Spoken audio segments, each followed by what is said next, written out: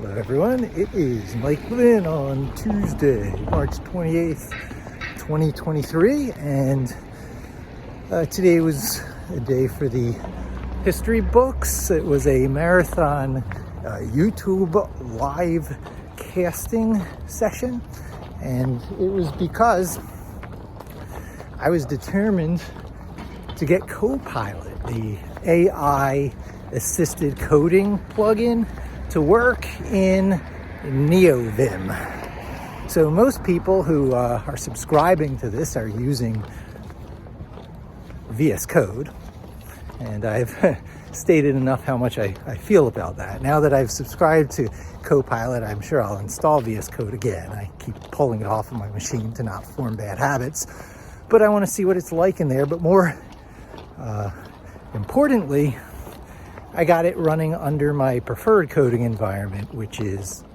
Vim, or more precisely a fork of Vim that I have been avoiding using over the years. And no matter how much my followers on YouTube are like, what about Neovim? What about Neovim? I'm like, yeah, you know, you lean into the strengths of what's pre-installed on your machine. And so there was no compelling reason for me to use Neovim over Vim, especially considering my attitude towards plugins. I feel about the same towards plugins as I do about proprietary software dependencies. You get too reliant on them and you can't switch from machine to machine, environment to environment. And era to era, things get obsoleted. And as part of my future proofing, I just avoid that stuff. But Copilot was not developed for Vim, it was developed for Neovim because of the plugin architecture. That's one of the things they improved when they forked the Vim code, and in almost all regards it's identical. I was able to take my .vimrc, which is your configuration file, and just put it in location in the new one, and it just magically worked. And yeah, that was quite an experience. It probably took me 3 or 4 or 5 hours altogether today to work through all the different issues. And I'm glad I did it. Really glad I did it. And it's a game changing. You know, that word is being thrown around all the time. Those words are being thrown around all the time. But it's nice to get advice from a large language model who knows Python. Really, it's you can get a couple of variations that you might not have thought to do on your own, optimizations, techniques. It's like Googling. And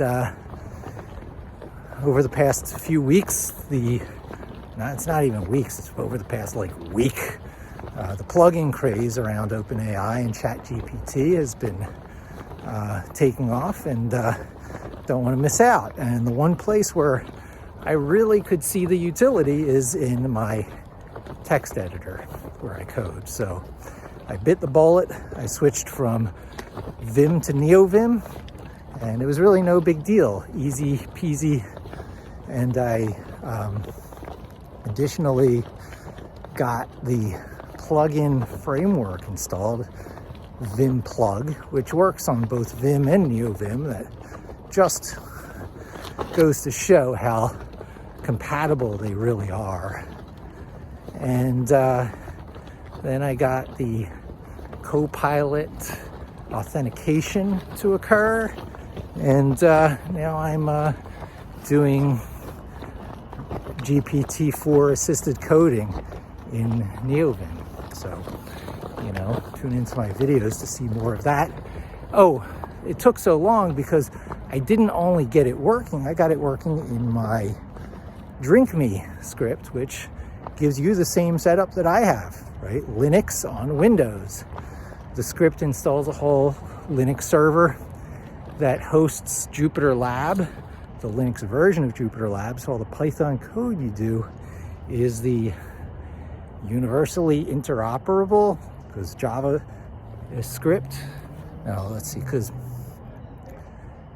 Linux is working much the way Java used to, as a interoperable, universal portable code layer, right? All the promise of Java virtual machine, the JVM, the JRE, is being realized today through Linux.